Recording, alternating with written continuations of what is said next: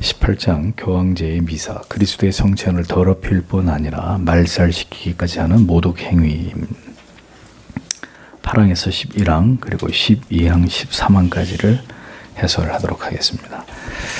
사적인 미사는 하나된 교제를 부인하는 것이다 라고 칼빈이 지적을 합니다. 사적인 미사는 주님이 정하신 것과 정반대되는 것이고 성찬을 더럽히는 것이다 라고까지 칼빈이 이야기를 합니다.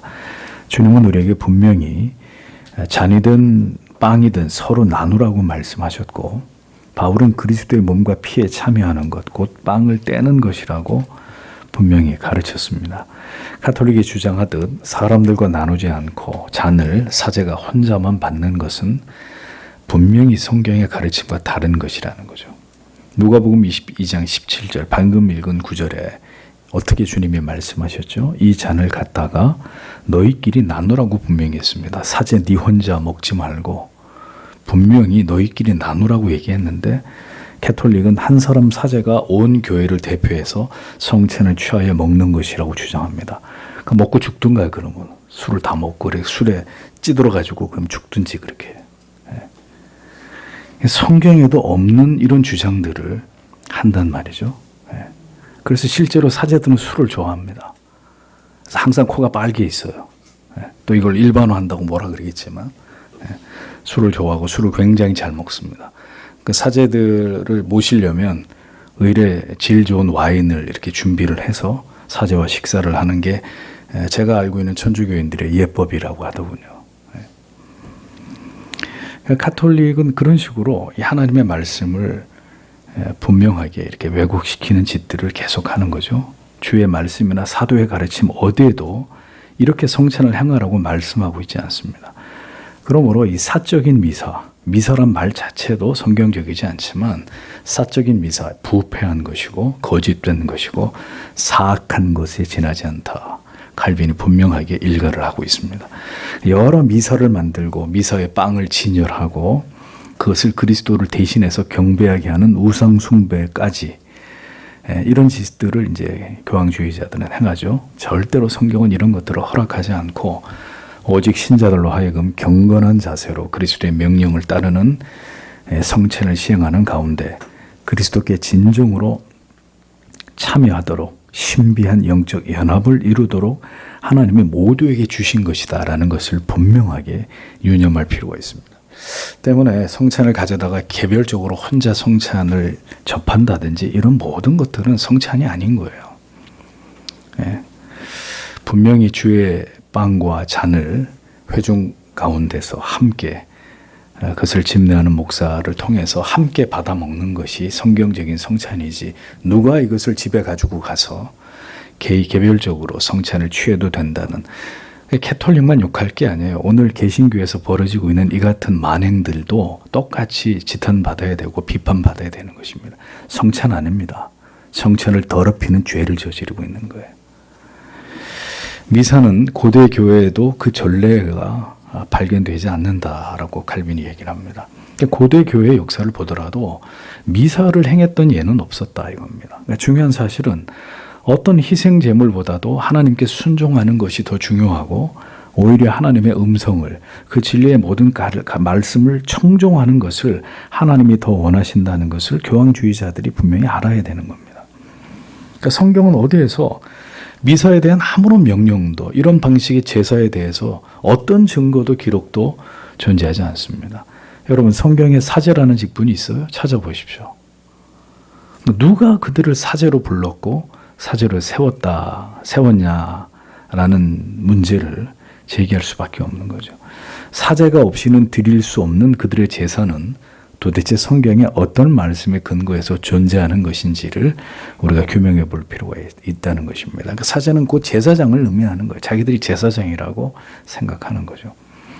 어떤 전례도 증거도 없는 그들만의 어떤 종교적인 행위를 만들어 놓고 그것을 따라 하나님을 예배하고자 하는 이 모든 그들이 말하는 미사는 근거를 찾아볼 길이 없는 인간에 의해서 만들어진 사악하고 부패한 그릇된 법에 지나지 않는다.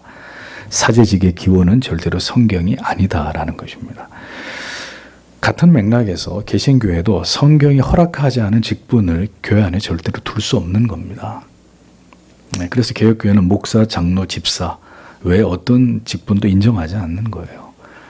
그러니까 개신교회가 캐톨릭하고 분명히 구분되어서 성경으로 돌아가자라는 정신을 가지고 바른 개혁교회 전통과 장로교회 전통 위에 뿌리 내려놓고 한국의 장로교회 외에는 어떤 장로교회도 채택하지 않고 있는 직분 만들고 그런 직분들 버젓이 교회 안에서 두면 우리가 가톨릭하고 다를 게 뭐죠? 어이없는 짓들을 하면서 참 우리가 이단들을 비난할 자격이 있는 것인지 참 이런 부분에 있어서도 안타까움이 적지 않은 것입니다. 교부들의 증거에 근거한 논리를 반박함. 가톨릭은 교부들이 제사라는 단어를 사용하지 않았느냐. 교부들의 글에 제사라는 단어가 분명히 나온다. 자, 이걸 근거 삼아가지고 성찬에서 제사가 시행되는 것으로 주장을 합니다. 교부들이 제사라는 용어를 사용한 것은 사실이에요. 그러나 그 교부들이 제사라는 용어를 사용한 그들의 글을 살펴보면 절대로 미사를 합리화할 수 있는 근거를 그들의 글 속에서 절대로 찾아볼 수 없다는 거죠. 교부들이 제사라는 단어를 사용한 것은 우리의 유일하신 대제사장이신 그리스도께서 십자가에서 행하신 단 한 번의 참된 제사를 기념하는 의미에서 제사라는 단어를 사용한 것이 전부이기 때문입니다. 자, 그래서 아우구스티누스를 칼빈이 인용을 하죠. 아우구스티누스는 히브리인들은 짐승들을 제물로 하나님께 드림으로써 그리스도께서 드리게 될 미래의 제사에 대한 예언을 찬양하는 것이고, 그리스도인들은 그리스도의 몸을 지극히 거룩하게 드리고 또한 거기에 참여함으로써 이미 드려진 제사를 기념하는 것이다. 이렇게 얘기를 했습니다.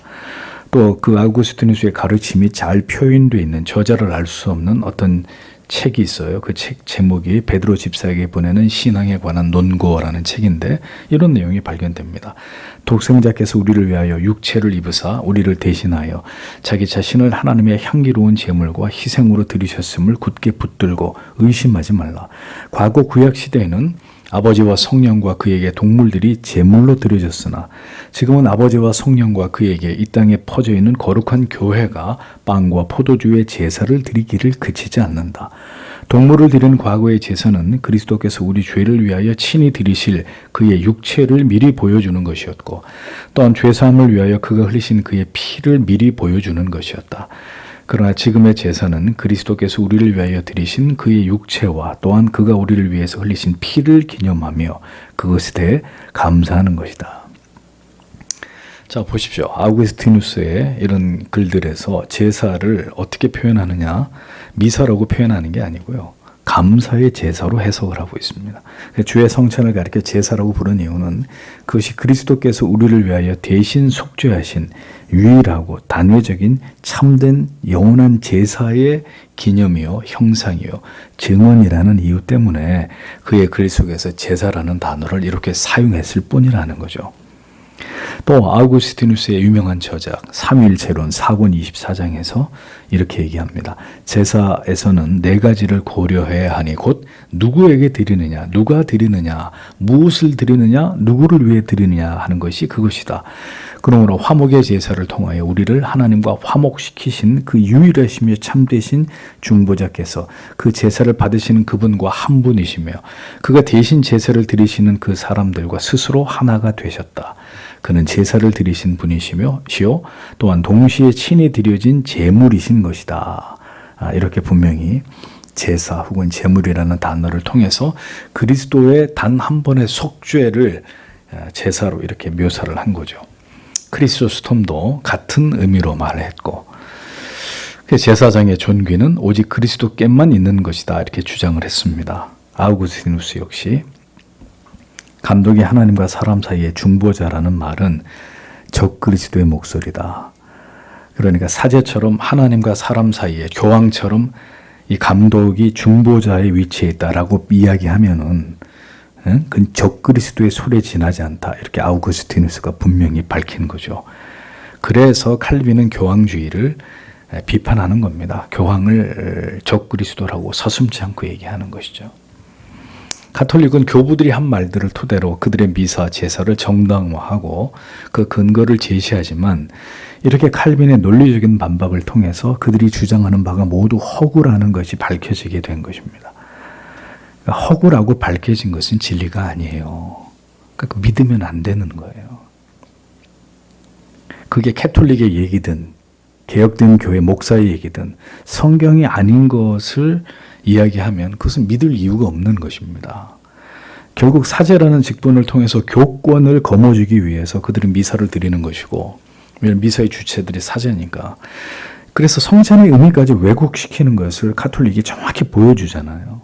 그러니까 칼빈은 교부들의 글을 통해서 가톨릭의 오용한 제사의 개념을 올바로 수정해서 밝히고 있지만, 성찬과 관련해서는 교부들도 다소 오류가 있었다라고 교부들을 비판한 부분이 이제 이어 나옵니다.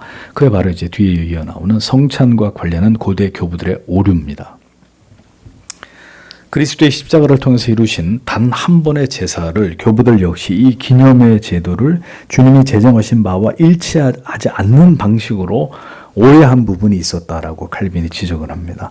교부들의 성찬에는 제사를 반복한다든지 아니면 새롭게 하려는 이런 모습들이 드러난다는 거죠. 즉 성찬의 내용 가운데 전통적인 유대인들의 제사관을 따르는 부분이 교부들의 그들이 행한 성찬 가운데 일면 나타나는 부분이 있었던 것입니다. 그러니까 그리스도가 제시하신 단순하고 순전한 제도로 만족하지 않고 율법의 그림자 쪽으로 약간 치우치려고 하는 이런 부분에 대해서 칼빈이 교부들의 바로 그 부분에 대해서 이것은 비판받아 마땅하다라고 지적을 한 것이죠.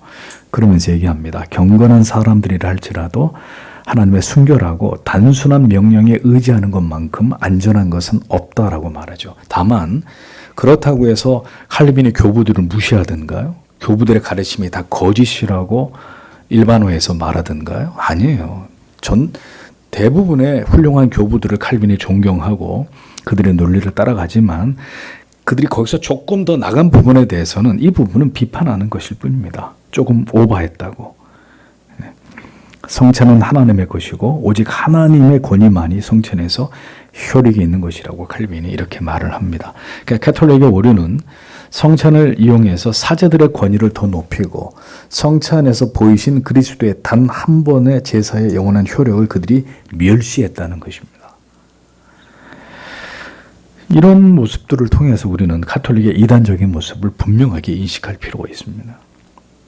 그리스도가 제정하신 성찬을 이렇게 뒤틀어 버렸는데도 가톨릭이 어떻게 이단이 아닐 수 있습니까? 거듭 강조하지만. 다음으로 성찬을 제사와 연관짓는 사고와 제사의 성경적 용례, 그래서 미사는 결국 참남한 것이다 라는 것을 칼빈이 밝힙니다. 구약의 제사와 신약의 성찬의 차이가 뭐냐 이거죠. 자, 그리스도의 죽으심의 효력을 유대인들에게 드러내는 형식은 레위인 제사장들을 통해서 이제 구약에서의 그리스도를 드러내는 방식입니다. 레위인 제사장을 통해서 그리스도께서 행하실 그 제사를 미리 보여주도록 명령을 받은 것이다라는 거죠. 그러니까 구약의 모든 제사들은 예수 그리스도 자신이 희생제물로 하나님 앞에 자기를 드리는 것에 대한 예표라는 것입니다. 그리스도를 대신해서 희생제물을 가져오고 희생제물을 드릴 제단이 있어야 했던 거죠. 구약시대에는. 하나님께 속죄로 드려질 제사의 비슷한 모습을 구약의 제사 제도를 통해 사람들의 눈앞에 보이도록 하기 위해서 이 모든 일들이 구약에서는 시행이 된 것이다 라는 겁니다. 구약의 제사는 그리스도의 십자가에서 자신을 드리는 궁극의 희생의 모형이었던 거죠. 그러나 그리스도의 제사가 이루어진 이제 신약 이후에는 주님이 우리를 위해서 다른 방법을 제정하심으로 성도들에게 성자께서 성부에게 드리신 그 제사의 은택을 우리에게 전달해 주고자 하신 것입니다. 그게 뭐다? 성찬이라는 거죠. 희생물을 드리는 제단이 아니라 함께 먹는 식탁을 주셨고 제사장들을 세워서 제사를 드리게 하신 것이 아니라 목회자를 세워서 신성한 잔치를 나누도록 하신 것입니다. 그러므로 온갖 인간적인 상상과 추측들을 버리고 오로지 성경이 가르치는 바를 굳게 붙드는 것처럼 안전한 것은 없다는 걸 알아야 한다고 칼빈이 얘기를 합니다. 인간이 어리석은 것은 하나님이 우리에게 주신 심플한 것에 대해서 자꾸 뭐를 덧붙이는 거예요. 더 멋있게, 더 감동적이게, 더 장관으로 연출을 해서 사람들이 보여지고 들려지는 것을 통해서 뭉클한 감동을 받게 만들기 위해서 뭔가를 자꾸 고안해내고 덧붙여가지고 더 좋게 만드는 겁니다. 성찬이 사람의 것이 아니라 주님의 것이라는 사실을 생각하면 인간의 권위나 온갖 규정으로 그것을 변질시켜서는 안 되는 것이다 라고 칼빈은 분명히 얘기합니다. 아무리 세월이 더 흘러가도 하나님께 드리는 예배는 이 형식 그대로 드리는 것이고요. 우리가 행하는 성찬은 주님이 우리에게 명하신 그대로 행하는 것입니다. 절대로 이것을 임의대로 바꾸거나 인간들의 편리를 봐주기 위해서 더 이것을 간소하게 한다든지 더 쉬운 방법으로 바꾸는 것은 절대로 성경이 허락하는 바가 아닙니다. 우리가 그렇게 하다가 죽는 한이 있어도 그렇게 하는 것이 성경의 가르침을 쫓는 것입니다. 고린도전서 11장에서 보여주는 사도의 교훈과 책망은 성찬이 그릇되게 시행되고 있는 부분에 대해서 그 모든 오류들을 정리해서 주님께서 성찬을 제정하신 그 원래의 의미를 회복하고자 함에 목적을 두고 있다는 것을 보여줍니다. 그러므로 여러분, 개혁된 교회 역시 성찬의 의미를 자꾸 그릇된 인간의 생각으로 그 내용과 의미를 종교적 이벤트로 변질시켜서는 안 되고 성찬의 원형을 그대로 행하고 영구한 규칙대로 성찬을 행하고 오직 성령의 도우심으로 그리스도의 신비한 영적 연합을 이루는 일에 그것을 위해서 성찬에 반드시 필요한 영적인 준비를 철저하게 예비하게 하는 일에 더 노력을 기울이는 것이 바람직하다 하는 것을 잊어서는 안 되는 것입니다.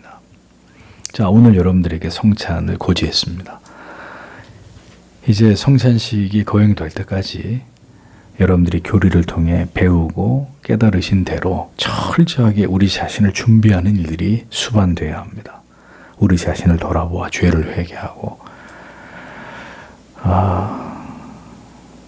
복음의 의미와 그 정수를 다시 새기면서 정말 감사함과 감사하는 마음과 감격스러운 마음으로 십자가에 흘리신 그리스도의 살과 피를 기념하고 또 그것과 더불어 우리가 영적으로 하나 되는 유익을 간절히 앙모하는 마음으로 성찬을 준비하셔야 됩니다. 그렇게 준비한 자는 반드시 성찬을 통해 큰 은혜를 누리는 것이고 여러 차례 기독교 강요 안에서 성찬을 준비하는 그릇된 예들을 보였듯이 전혀 그러한 준비된 마음 없이 혹은 함부로 성찬을 거부하거나 거절하면서 자기 마음대로 신앙을 자기 마음대로 하려고 하는 여러분 존 오웬이 쓴 배도의 본질 그 책 제목이 뭐였더라?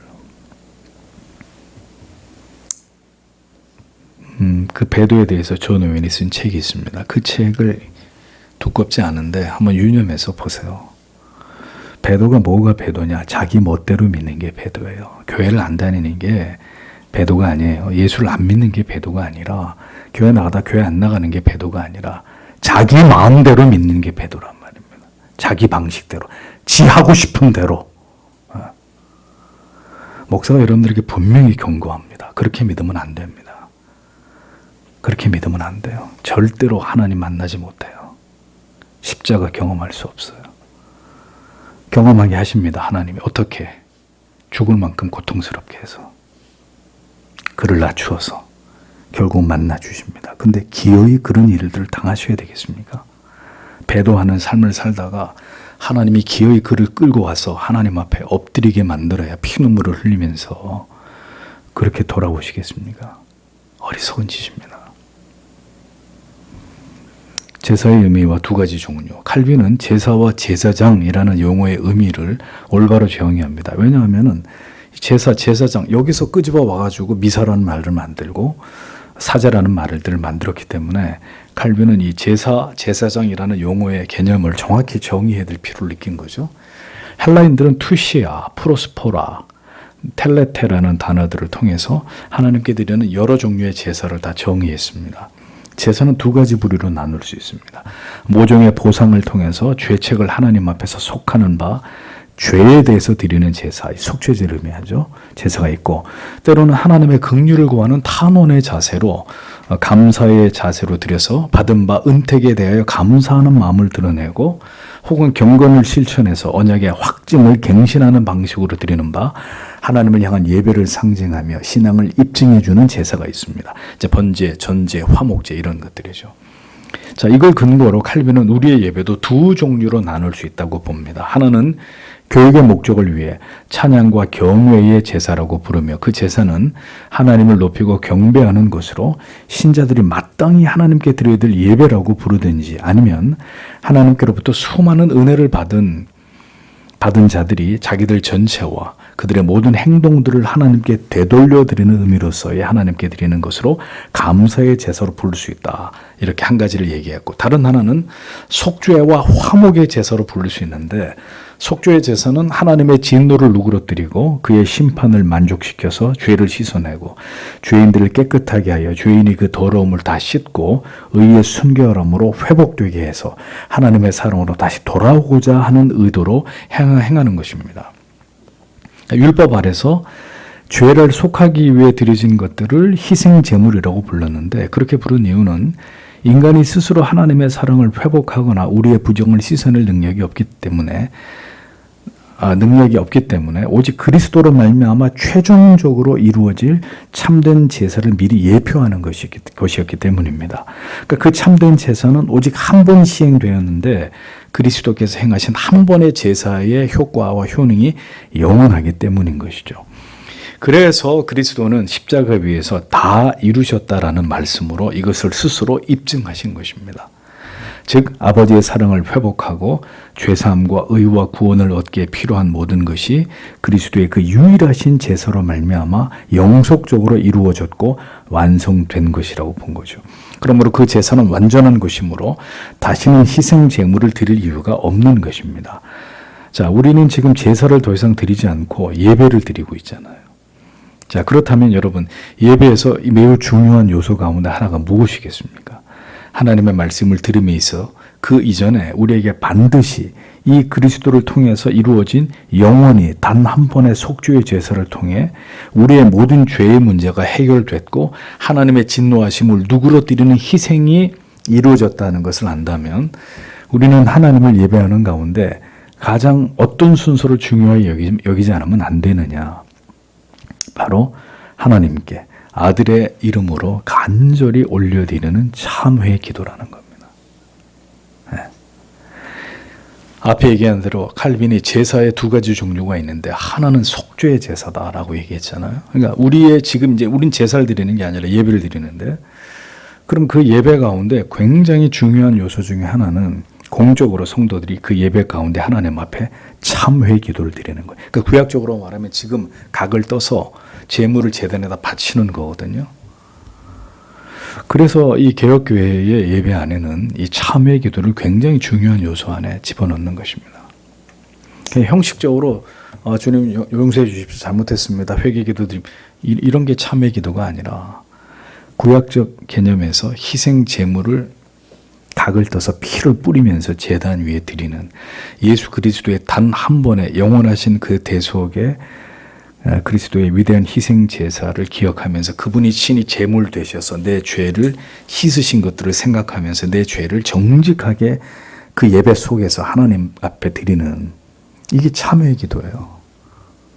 우리의 예배 순서 가운데 있는, 우리가 진정으로 말로 다 표현할 수 없는 그리스도의 그 영원하신 대속의 은혜를 알고 경험하고 그것에 감격하고 있다면 우리는 우리를 대신하여 모든 율법의 요구를 이루시고 우리의 모든 사악한 죄들을 모두 도말해 주신 그리스도를 마음으로 올려다보면서 오직 그 은택으로 오늘도 우리가 하나님 앞으로 나아갈 수 있음을 깊이 자인하고 감사하는 마음으로 간절히 그 십자가의 대속하신 은혜와 공로를 믿는 마음으로 우리의 죄를 하나님 앞에 자백하는 것이 하나님을 예배하는 가운데 참으로 중요한 요소이다 라는 것을 올바로 인식하실 필요가 있다는 것입니다. 자, 그런데 참회의 기도도 제대로 드리지 않아 세상에서 여전히 죄를 지어, 그리고 주일날 예배는 형식적인 것에 지나지 않고 어떤 진리에 대한 간절한 영적인 거룩한 호기심도 없다면 그 영혼은 어떻게 되는 걸까요? 그 영혼이 지금 어떤 자리에 있는 것일까요? 그에게 그 삶의 의미는 도대체 무엇이 되겠습니까? 간단한 문제가 아니에요. 그건 교회를 다니고 있지 예수를 믿고 있는 신앙은 아니에요. 그것이 바로 제사가 아닌 예배로서 이제 우리는 성삼위 하나님을 어떻게 높여드리는가를 올바로 이해한 사람의 그 진정한 예배가 되는 것입니다. 칼빈이 이것이 온전한 예배의 개념, 성경에 말한 제사, 제사장 이런 것들과 연관해서 생각해 봐야 될 성경적인 개념이다라는 얘기를 하는 거예요. 그러니까 가톨릭의 미사가 이런 거룩한 예배의 의미를 미사라는 제사라는 의미를 가지고 또 자칭 자기들을 제사장으로 칭하면서 사제들이 얼마나 더럽혀 왔는지를 이제 다음 주에 이어서 여러분들에게 말씀을 드리려고 하는 것입니다. 자, 여러분, 그리스도께서 정하신 것들을 인간이 함부로 수정을 한다. 내 마음대로 믿는다. 그래서 믿음이 적은 게 아니라 믿음이 없는 거예요. 그건 캐톨릭이나 개혁된 교회를 다니는 우리들이나 마찬가지입니다. 그리스도인은 하나님의 법을 지킵니다. 그것을 두려워하고 그 하나님의 법에 자기의 양심에서 들려오는 양심의 가책을 고통스러워하면서 그 진실된 자신의 죄성의 깨달음을 가지고 주일날 예배 가운데 주 앞에 나아가 참여하는 기도를 드립니다. 그리고 그 죄의 문제를 그리스도 앞에 해결짓고 또다시 우리 안에 새롭게 하신 하나님을 향한 사랑의 마음을 품고 세상으로 나갑니다. 그리고 또다시 우리를 넘어뜨리려고 하는 죄의 유혹과 더불어서 피가 나도록 피 흘리기까지 처절하게 싸우는 겁니다. 자기의 연약과 죄성과 넘어짐을 거기에 저항하면서 싸우는 거죠. 또 넘어집니다. 그럼 주일이 다가올 때 또 주 앞에 나아가 그 십자가의 위대하신 대속에 영원히 단 한 번에 우리의 죄가 속죄된 그리스도의 그 위대한 대속의 능력 앞에 또다시 엎드립니다. 다시 주께서 우리의 영혼을 정결케 하시면 또 세상에 나아가서 피 흘리기까지 싸우는 거죠. 자기를 부인하기 위해서 최선을 다하고 무거운 사명의 십자가, 그러나 주님을 바라보면서 그것을 감당해내고 그렇게 신자가 하루하루 살아가는 것입니다. 그거 외에 편하게 자기 하고 싶은 대로 편안하게 그렇게 예수를 믿겠다면 그 넓은 길로 가셔야 되는 거예요. 넓은 길로, 좁은 길로 가지 마시고 넓은 길로.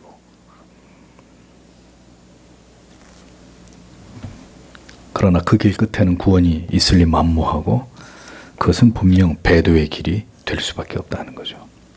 성도 여러분, 지금은 마지막 때입니다. 부디 애통해 하셔야 됩니다. 주님께서 갈보리 언덕을 올라가시면서 슬피 우는 여인들의 큰 무리를 돌아보시면서 나를 위하여 울지 말고 너와 내 자녀들을 위해서 울어라. 이 시대에 우리는 우리 자신의 영혼과 우리의 사랑하는 가족들의 영혼을 위해서 울어야 합니다. 부디 하나님 바른 길로 인도해 주시옵소서. 바른 길을 향해 가다가 넘어지는 것은 하나님이 긍휼히 여기실지라도 아예 바른 길엔 관심도 없이 넓은 길로 행하다가 넘어지는 것을 하나님은 동일하게 여기시겠습니까? 똑같이 인생이 연약하에 넘어지는데 하나님을 만홀히 여기고 마음대로 이 진리의 선 밖으로 넘나들면서 이렇게 종교적인 생활을 하는 그리스도인의 삶과 정말 하나님을 사랑하고 경외하는 마음으로 믿음의 삶을 살다가 미끄러지고 넘어지고 또 실수한 그 마음으로 참담함으로 하나님 앞에 엎드리는 자의 회개의 기도를 동일한 믿음으로 보시겠냐고요. 그런 여러분 생각을 잘 하셔야 합니다. 기도하겠습니다. 오늘 주신 말씀을 생각하면서 다 함께 하나님 앞에 간절히 기도하겠습니다.